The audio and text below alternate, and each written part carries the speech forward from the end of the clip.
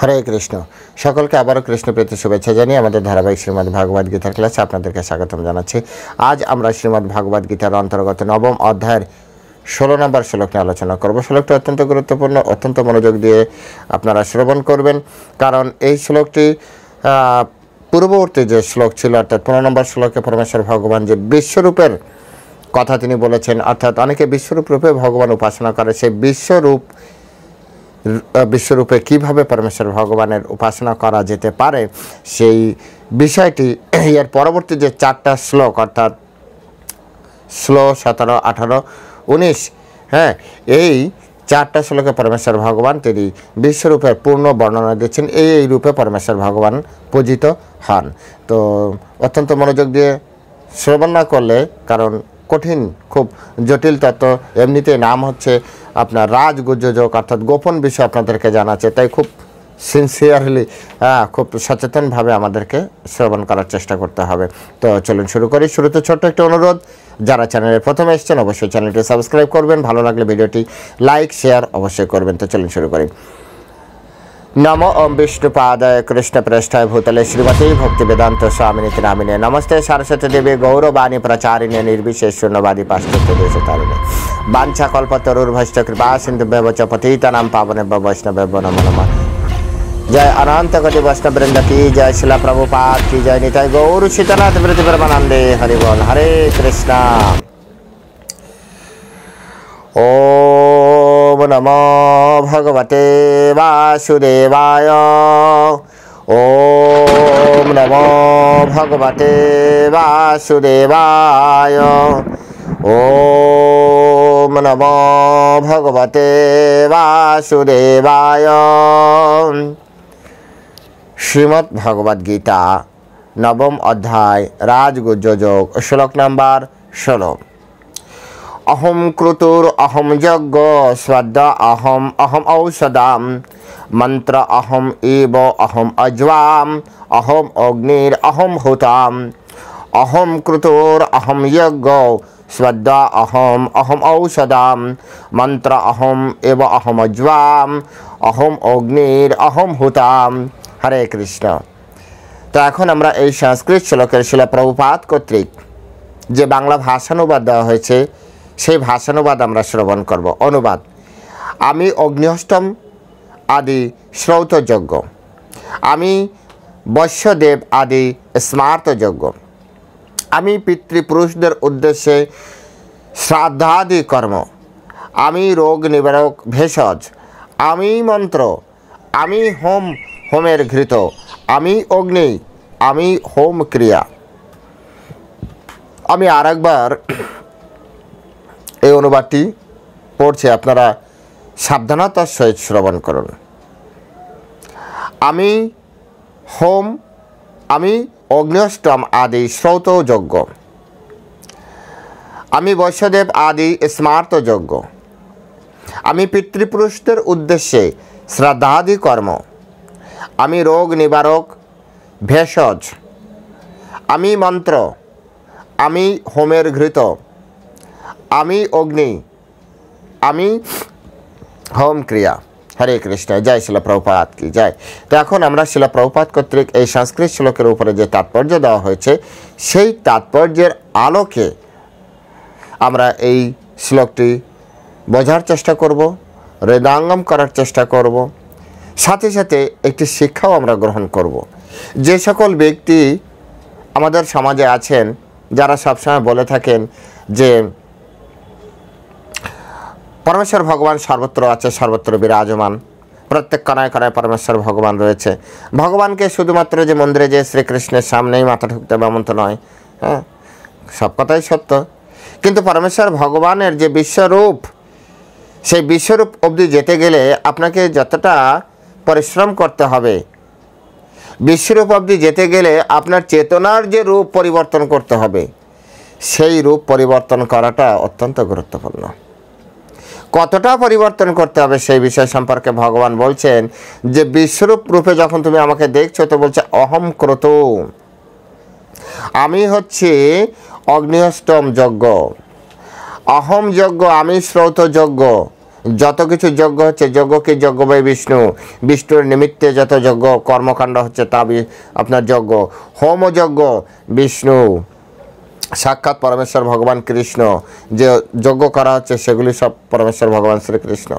বলছে শ্রদ্ধা, শ্রদ্ধ অহম, শ্রদ্ধা মানে শ্রাদ্ধ আদি যে কর্মকাণ্ড কতটা সিরিয়াসলি সচেতনভাবে আন্তরিকভাবে শ্রদ্ধার সহিত বিশ্বাসের সহিত ধর্মীয় অনুভূতির সহিত এই সকল কর্ম আমাদের করা উচিত, কারণ এগুলি সাক্ষাৎ পরমেশ্বর ভগবান। সাক্ষাৎ পরমেশ্বর ভগবান। যেমন তেমন করে শ্রাদ্ধ অনুষ্ঠান করলে শ্রাদ্ধ হবে না, কারণ পরমেশ্বর ভগবান বলছেন যে শ্রাদ্ধ অহম, আমি এগুলি। তাই ওখানে যে মন্ত্র উচ্চারণ হচ্ছে অহম মন্ত্র, তার আগে পরমেশ্বর বলছেন অহম ঔষধম, আমি ঔষধ। এই জড়জগতে যত ঔষধ আছে সব কিছু ভগবান শ্রীকৃষ্ণের স্বরূপ, একে বলা হয় বিশ্বরূপ। বিশ্বরূপ যোগে যে আমরা তো আরও দেখতে পারবো, আরও কিছু দেখতে পারবো, সর্বত্র সব কিছুর মধ্যে পরমেশ্বর ভগবান রয়েছেন। এ তো ভগবান জাস্ট লাইটলি আমাদেরকে এখন বলে যাচ্ছে নবম অধ্যায়, তারপরে দশম অধ্যায় যাবে, তারপরে একাদশ যাবে, তারপরে দ্বাদশ যাবে। ধীরে ধীরে ধীরে ধীরে ভক্তিযোগের দিকে আমাদের নিয়ে যাচ্ছে। একাদশ অধ্যায় আপনার বিশ্বরূপ দর্শন যোগ, একাদশ অধ্যায় সেই বিশ্বরূপ দর্শন যোগে যে আপনারা এই সব কিছু, তার আগে পরমেশ্বর ভগবান আমাদের মেন্টালিটি রেডি করছেন। প্রত্যেকটা ক্লাসে আপডেট হচ্ছে। যেমন এই যে কথাগুলি বলছেন যে মন্ত্র অহম, আমি মন্ত্র, অর্থাৎ আমি আপনি যে মন্ত্র উচ্চারণ করছে ওম, অত পরমেশ্বর ভগবান শ্রীকৃষ্ণ।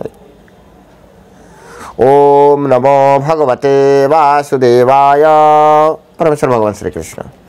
হরে কৃষ্ণ কৃষ্ণ কৃষ্ণ হরে হরে, হরে রাম রাম রাম হরে হরে, পরমেশ্বর ভগবান শ্রীকৃষ্ণ। অহম মন্ত্র অহম, আমি মন্ত্র। কত সুন্দরভাবে আমাদেরকে বুঝতে হবে এই কথাগুলি। দেখুন ক্লাস ভেদে একই বিষয় কেমন জ্ঞান হয়। এখানে কি কি বলল? এখানে বলছে যে অহম ক্রতু, আমি হচ্ছি যে অগ্নি অষ্টম যজ্ঞ, শ্রৌত যজ্ঞ, সব কিছু আমি। তারপরে বলছে শ্রদ্ধা, শ্রাদ্ধ আমি ঔষধ, মন্ত্র অহম, আমি মন্ত্র। তারপরে অহম অজম, অজম মানে কি? অজম মানে এখানে বলছে ঘৃত। অহম অগ্নি, আমি অগ্নি। অহম হোতাম, আমি হচ্ছি কি বলা হয় হোম ক্রিয়া। এই সেম কথা আপনি পাবেন কোথায়? চতুর্থ অধ্যায় 24 নম্বর। যার কাছে গীতা আছে খুলেন, কিন্তু শব্দগত আলাদা, ভাবগত ভাব একই আছে। সেখানে বলা হচ্ছে ব্রহ্ম অর্পণম ব্রহ্ম হবির ব্রহ্ম, ব্রহ্ম অগ্নৌ ব্রহ্মণা হুতম ব্রহ্মৈব তেন গন্তব্যম ব্রহ্ম কর্ম সমাধিনা। অর্থাৎ যিনি কৃষ্ণ ভাবনামৃতে মগ্ন হয়েছেন তিনি অবশ্যই চিৎ জগতের উন্নীত হবেন, কারণ তার সমস্ত কার্যকলাপ চিন্ময়। যাই হোক, তার কর্মের উদ্দেশ্য চিন্ময়, অর্থাৎ ব্রহ্ম অর্পণম, চিন্ময় প্রকৃতি। তারপর হচ্ছে ব্রহ্ম হবি, ব্রহ্ম মানে হচ্ছে চিন্ময় বা পরম, আর হবি মানে ঘৃত, অর্থাৎ আর এই ব্রহ্ম মানেই পরমেশ্বর ভগবান। এখানে কি বলছে? অহম অজ্জম, অজ্জম মানে ঘৃত, এখানে বলছে হবি, হবি মানে ঘৃত। ব্রহ্ম অগ্নৌ, এখানে বলছে ব্রহ্ম অগ্নৌ, আর এখানে বলছে অহম অগ্নি। অগ্নিতে একই, একবার বলছে ব্রহ্ম আর একবার বলছে অহম। তাহলে আপনি কোনটা নেবেন? তো যারা ক্লাস 4-এ তারা ব্রহ্মকেই ভগবান ভাববে। তারপরে ব্রহ্মণা হুতাম, ব্রহ্মণা হুতাম বলছে এখানে ঠিক একইভাবে, অর্থাৎ চতুর্থ অধ্যায়ের 24 নম্বর শ্লোকে পরমেশ্বর ভগবান বলছেন ব্রহ্মণা হুতাম। যখনই নবম অধ্যায় অর্থাৎ ক্লাস 4-5-4-এ পাস করে 5-এ উঠলেন, 5-এ পাস করে 6-এ 7-এ 8-এ 9-এ যখন গেলেন তখন কৃষ্ণ নিজেকে বলছে অহম হুতাম। হুতাম ঠিক আছে, কিন্তু ব্রহ্ম অহম হয়ে গিয়েছে। এই হচ্ছে উন্নততর জ্ঞানের ডিস্টেন্স। অনেক ব্যক্তি আছে না, ব্রহ্মই সব, ব্রহ্মই সব, এমনভাবে আপনার সামনে ব্রহ্মকে উপস্থাপন করবে, কৃষ্ণ যে আসলে পরমেশ্বর ভগবান, আপনি নিজেই ডাউটে পড়ে যাবেন। দেখুন, ক্লাসের সাথে সাথে, স্তরের সাথে সাথে মানুষের চেতনা কিভাবে পরিবর্তন করতে হয়। ক্লাস 4-এ জ্ঞানযোগ, জ্ঞানীর কাছে ব্রহ্ম অবধি থাক। আর সপ্তম অধ্যায় থেকে ভক্তিযোগ শুরু হচ্ছে, ষষ্ঠ অধ্যায় পর্যন্ত কর্মযোগ বলা হয়, কর্মশতক। সপ্তম থেকে ভক্তিযোগ শুরু হচ্ছে, সপ্তম অষ্টম, এই নবম থেকে শুদ্ধা ভক্তি শুরু হচ্ছে। সপ্তম অধ্যায় কর্মমিশ্রা ভক্তি, জ্ঞানমিশ্রা কর্মমিশ্রা ভক্তি চলছে আপনার সপ্তম অষ্টম অবধি শেষ হচ্ছে। নবম থেকে শুদ্ধা ভক্তি শুরু হচ্ছে। শুদ্ধা ভক্তিতে যে এই হুতম, আগে ছিল ব্রহ্মণ হুতম, হ্যাঁ, এখন হয়ে গেছে অহম হুতম, মানে আমি। অর্থাৎ যখনই ধীরে ধীরে উন্নত হওয়া শুরু করেছে, ভক্তের হৃদয়, ভক্তের চেতনা, ভক্তের জ্ঞান পরিধি, ভক্তের কৃষ্ণের সাথে যে সম্পর্ক, সেটি যখন উন্নত হতে শুরু করেছে, তখন ভক্ত নিজেকে, ভগবান নিজেকে প্রকাশ করছেন। সেম শ্লোক আপনি তৃতীয় অধ্যায়ে পাবেন। তৃতীয় অধ্যায়ে পরমেশ্বর ভগবান কীভাবে বলেছেন, সেম কথা, ভাব একই। কর্ম ব্রহ্মোদ্ভবম বিদ্ধি ব্রহ্ম অক্ষরম সমুদ্ভবম তস্মাৎ সর্বগতম ব্রহ্ম নিত্যম যজ্ঞে প্রতিষ্ঠিতম। বলছে কর্ম ব্রহ্মোদ্ভবম, এই যে কর্ম ব্রহ্ম থেকে এসছে, কর্ম ব্রহ্ম থেকে এসছে, তাহলে কর্মই যজ্ঞ, কর্মই হচ্ছে ধর্ম। তো যারা কর্মযোগী, অর্থাৎ প্রথম তো কাজ না করলে খাবো কি, এই যাদের চিন্তা, অর্থাৎ কাজের প্রতি যাদের খুব টেন্ডেন্সি, কর্মের মাধ্যমে ভগবানকে পেতে চায়, তো ঠিক আছে, কর্ম ব্রহ্মোদ্ভবম। ব্রহ্ম অর্থাৎ এখানে বেদ, বেদ থেকে আরও বেদ, ওম ব্রহ্মোদ্ভবম বেদি ব্রহ্ম অক্ষরম সমুদ্ভবম, অর্থাৎ ব্রহ্ম বেদ অক্ষর থেকে এসেছে, ওমকার থেকে এসেছে। তস্মাৎ আর ওম হচ্ছে ভগবান, তস্মাৎ সর্বগতম ব্রহ্ম, অর্থাৎ সব কিছু ভগবান শ্রীকৃষ্ণই অর্পণ হচ্ছে। কিন্তু এখানে ব্রহ্ম শব্দ ব্যবহার করা হয়েছে, কিন্তু এখানে মূল উদ্দেশ্য হচ্ছে কর্ম।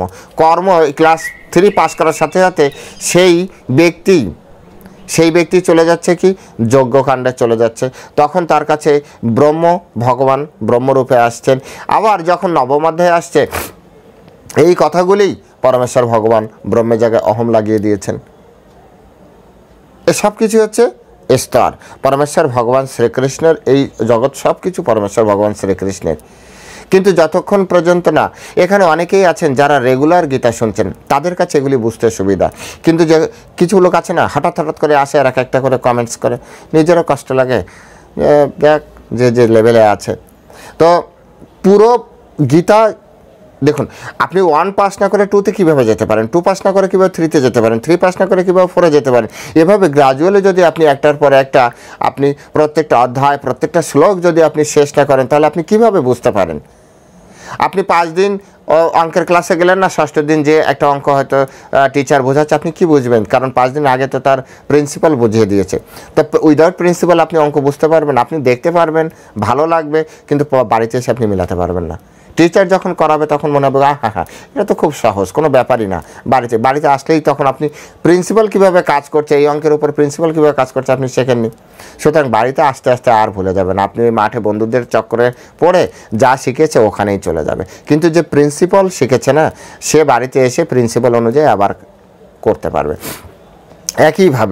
একইভাবে যারা ভগবদ্গীতা নিত্য এবং নিষ্ঠা সহকারে এবং ধারাবাহিকভাবে পড়ছে অথবা শুনছে, শুধু পড়লে হবে না, শুনতে হবে, পড়তে হবে। আমরাও এখনও পর্যন্ত ক্লাস শুনছি রেগুলার। আমাদের কোনো কিছু বেঁধে গেলে আমরা আমাদের যারা শ্রেষ্ঠ, আমাদের যারা জ্যেষ্ঠজন আছে, শিক্ষাগুরু আছে, তাদের কাছে আমরা যাচ্ছি। তো সুতরাং এগুলি হচ্ছে পন্থা। আপনাকে এই পন্থাটা অবলম্বন অবশ্যই করতে হবে।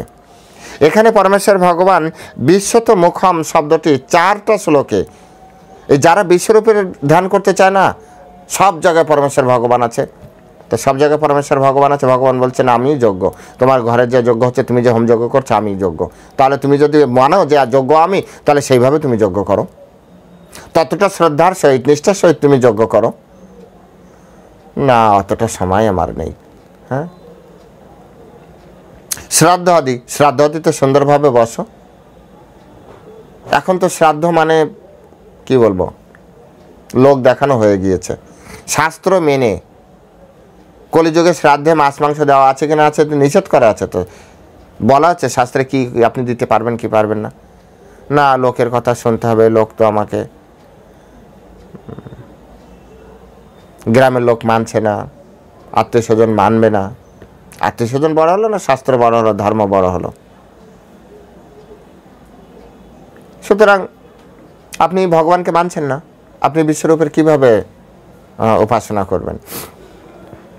আপনি যে ঔষধ খাচ্ছেন, আপনাকে ততটা শ্রদ্ধার সহিত ঔষধি ব্যবহার করতে হবে, কারণ পরমেশ্বর ভগবানের স্বরূপ।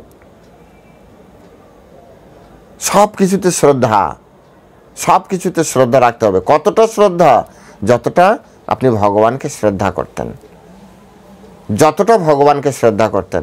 কারণ প্রত্যেকটা কণায় কণায় ভগবান রয়েছে, প্রত্যেক কণায় কণায় ভগবান রয়েছে, প্রত্যেক পরমাণুর মধ্যে পরমেশ্বর ভগবান রয়েছেন। প্রত্যেক অণুর ভিতরে, প্রত্যেক পরমাণুর ভিতরে। মন্ত্র অহম, সমস্ত মন্ত্র পরমেশ্বর ভগবান, সমস্ত মন্ত্র পরমেশ্বর ভগবান। সুতরাং মন্ত্রগুলোর প্রতি আপনার নিষ্ঠা থাকা উচিত নয় কি?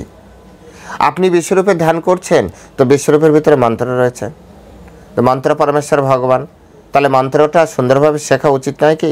মন্ত্র কীভাবে শিখবেন? শাস্ত্র থেকে শিখবেন, গুরুর কাছ থেকে যে শিখবেন, নাকি আপনি বই কিনে শিখবেন? আপনি যখন কোনো ডাক্তারি বা কোনো ক্লাসে পড়তে যান, তখন কি শুধু লাইব্রেরি থেকে বই নিয়ে আসেন আর পড়েন, নাকি আপনি একটা রেজিস্টার্ড স্কুলে ভর্তি হন? রেজিস্টার্ড স্কুলে ভর্তি হতে হয়, টিচারের আনুগত্য থেকে তারপরে পড়তে হয়। ঠিক একইভাবে পরমেশ্বর ভগবান নিজেই মন্ত্র, তাহলে কোনো গুরু আনুগত্য থেকে আপনি এই মন্ত্র অনুশীলন করুন। কতটা শ্রদ্ধার সহিত আপনি করবেন? বলছে ভগবানের সামনে বসে থাকলে আপনি যতটা শ্রদ্ধা নিয়ে আপনি বসতেন। মন্ত্র স্বয়ং ভগবান, মন্ত্র অহম, আমি মন্ত্র, পরমেশ্বর ভগবানই মন্ত্র। অহম অজ্বাম, আমি ঘৃত, অর্থাৎ হোম ক্রিয়ায়, যজ্ঞানুষ্ঠানে যা কিছু, এখানে অহম অজ্বাম বলতে শুধুমাত্র ঘৃত নয়, অর্থাৎ যজ্ঞ অনুষ্ঠানে সমস্ত সামগ্রী পরমেশ্বর ভগবান। একটা দেশলাই পর্যন্ত ভগবানকে ভগবানের স্বরূপ ভাবতে হবে, কাঠ ভগবানের স্বরূপ ভাবতে হবে। শুধু তার ঘি ঢাললেই তো ঘি জ্বলবে না, কাঠ দিতে হবে, অগ্নিকে আহ্বান করতে হবে। যে অগ্নি বেদি, হোম ক্রিয়ার যে বেদি তৈরি হয়, সেটাও ভগবান। সর্বত্র যত্র যত্র নেত্র, যত্র যত্র নেত্র পড়ে তত্র তত্র কৃষ্ণেশ্বরে। যেখানে যেখানে আপনার চোখ পড়বে, সব কৃষ্ণের প্রকাশ, সব কৃষ্ণের প্রকাশ। কৃষ্ণ থেকেই সব কিছু সৃষ্টি হয়েছে। এই মনোবৃত্তি যেদিন আমার আপনার ভিতরে আসবে, সেই দিনই মাত্র শুধু আমরা ভগবানের বিশ্বরূপের আমরা উপাসনা করতে পারবো। তখন আর আপনাকে মন্দিরে যেতে হবে না, আর গেলেও কোনো ক্ষতি নেই, না গেলেও কোনো সমস্যা নেই। তখন আপনি একটা গাছের নিচে বসে, আপনি রৌদ্রের মধ্যে, শীতের ভিতরে আপনার কোনো বিকার আসবে না। আপনি যে কোনো সিচুয়েশনে, যে কোনো পরিস্থিতির, যে কোনো জায়গায় বসে শুয়ে আপনি পরমেশ্বর ভগবান শ্রীকৃষ্ণের নাম উচ্চারণ করতে পারবেন, কোনো সমস্যা নেই। আপনি ভগবানের সাথে যুক্ত থাকতে পারবেন।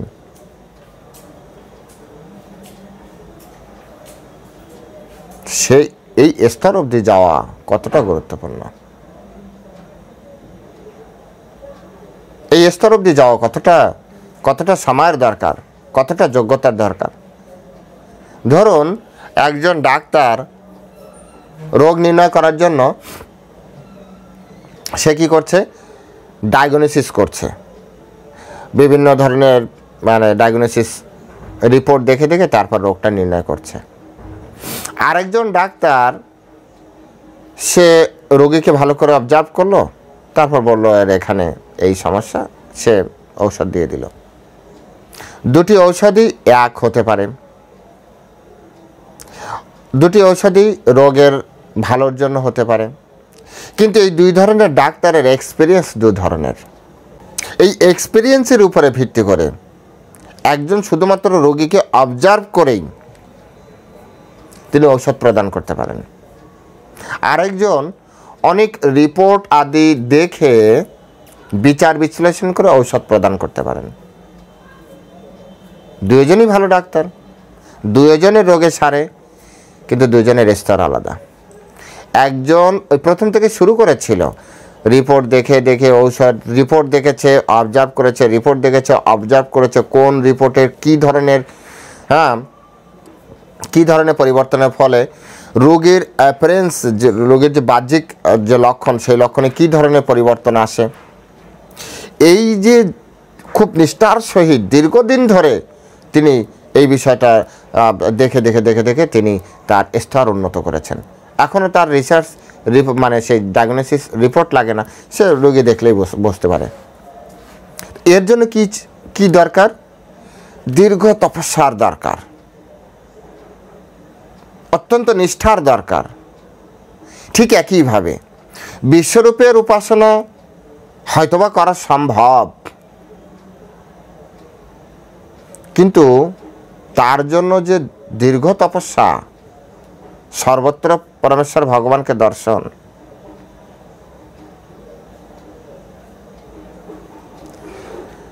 যাই হোক, চেষ্টা করতে পারে। এরপরে বলছে অহম অগ্নির, পরমেশ্বর ভগবান নিজেই অগ্নি। এই যে যজ্ঞে যে অগ্নি ব্যবহৃত হয় পরমেশ্বর ভগবান, কিন্তু আমরা তো জানি অগ্নি মানে অগ্নি দেবতা, কিন্তু যজ্ঞের ক্ষেত্রে পরমেশ্বর ভগবানই অগ্নি। এখানে তো যজ্ঞ হিসেবে ব্যবহৃত হচ্ছে। তারপরে বলছে অহম হুতাম, অর্থাৎ হোম ক্রিয়া, অর্থাৎ হোম যজ্ঞের যত ক্রিয়া রয়েছে সামগ্রিক এই সব কিছু হচ্ছে পরমেশ্বর ভগবান। তাই এর থেকে আমাদেরকে বোঝার চেষ্টা করতে হবে যে বিশ্বরূপের যে পরমেশ্বর ভগবানের যে উপাসনা, সেটা সর্বব্যাপক, কিন্তু তার জন্য আমাদের দীর্ঘ তপস্যার দরকার, এবং সেটি বিভিন্নমুখী। কৃষ্ণ যেমন এককেন্দ্রিক, একমুখী, শুধু কৃষ্ণকে আপনি যদি দেখেন তাহলে সমগ্র সব কিছু, কারণ কৃষ্ণ এখানে বোঝাচ্ছে যে আমি সব কিছুর ভিতরে রয়েছি।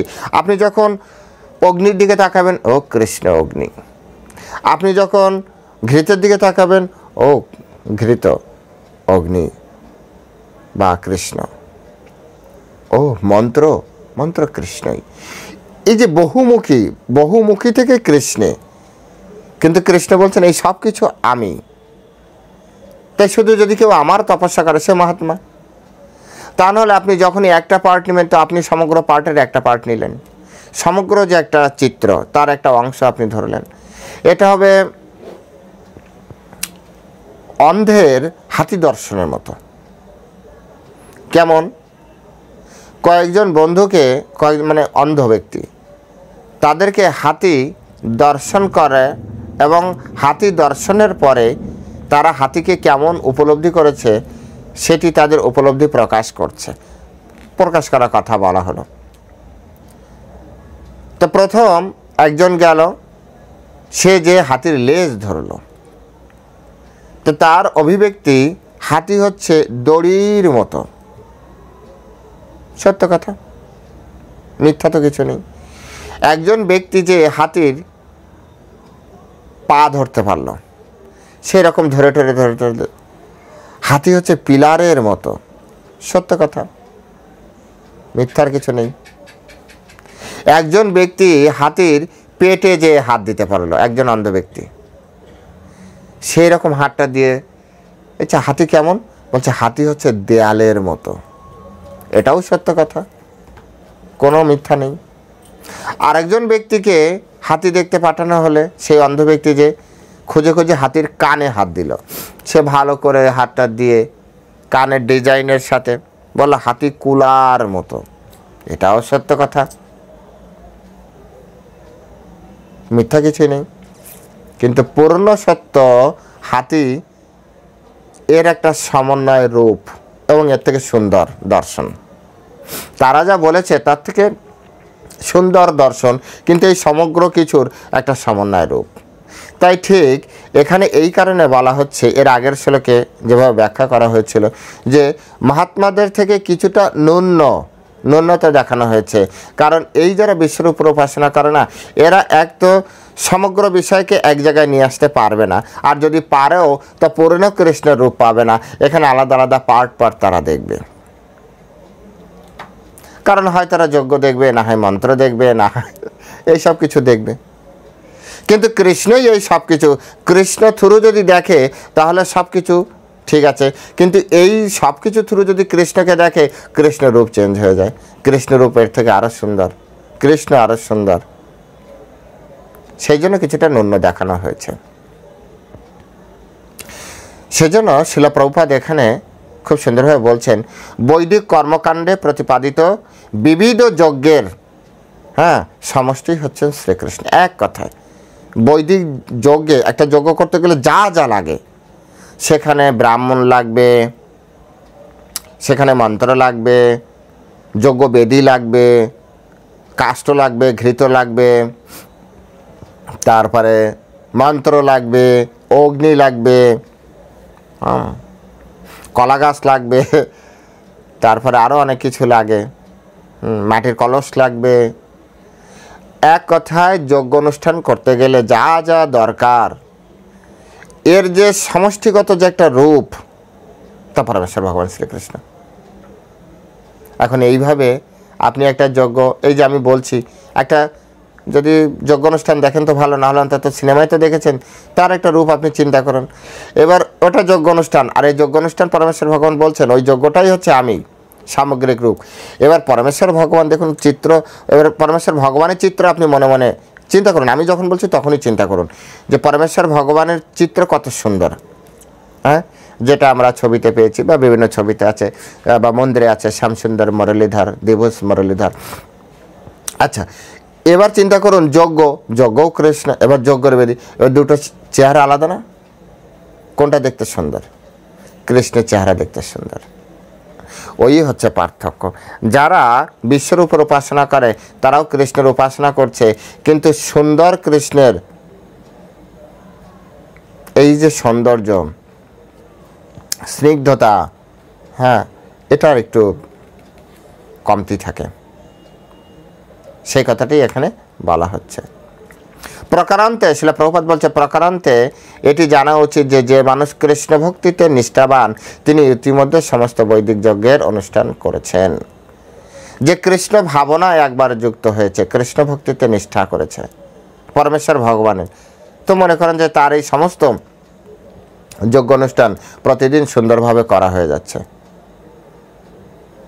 সেজন্য বিশ্বরূপে পরমেশ্বর ভগবানের ধ্যান করা বা বিশ্বরূপে পরমেশ্বর ভগবানকে প্রাপ্তি করা, এর থেকে আনন্দদায়ক, সহজ, সুন্দর, সরল এবং সুখকর পন্থা হচ্ছে ডাইরেক্ট পরমেশ্বর ভগবানের উপাসনা করা। কেউ চাইলে করতে পারে, কারণ এই পন্থা পরমেশ্বর ভগবান বলছে যখন, সেটা একেবারেই না বলার স্কোপ নেই, উচিত না। কিন্তু সহজ সাধ্য বা ভগবান নিজেই বলছেন যে এরভাবে করতে পারে, কিন্তু তারা ন্যূন। কাদের থেকে? মহাত্মাদের থেকে। মহাত্মা কারা? মহাত্মা মানে সবসময় ভগবানের নাম কীর্তনে রয়েছে। তো আজ এ পর্যন্তই। সকলে ভালো থাকবেন। যারা চ্যানেলে প্রথমে এসেছেন অবশ্যই আমি অনুরোধ করব চ্যানেলটি সাবস্ক্রাইব করে রাখবেন। ভালো লাগলে ভিডিওটি আপনার বন্ধু বান্ধব, আত্মীয় স্বজন, যে যেখানে আছে, আপনাদের যত সোশ্যাল মিডিয়া আছে সমস্ত মিডিয়ায় এগুলি প্রচার করুন। একটা জিনিস সবসময় মাথায় রাখেন, যদি ধারাবাহিকভাবে এই ভগবদ্গীতা আপনারা শ্রবণ করেন, আমার পূর্ণ বিশ্বাস যে আপনারা শ্রীমদ্ ভগবদ্ গীতার মাধ্যমে পরমেশ্বর ভগবান শ্রীকৃষ্ণকে বা শ্রীকৃষ্ণের ভক্ত হতে আপনাদের বেশি দিন সময় লাগবে না। তো আজ এ পর্যন্তই। সকলে ভালো থাকবেন, সুস্থ থাকবেন, সুন্দর থাকবেন, ভগবান শ্রীকৃষ্ণের চরণে নিজেকে সমর্পণ করে রাখবেন। হরে কৃষ্ণ। জয় শিলা প্রভুপাদ কি জয়।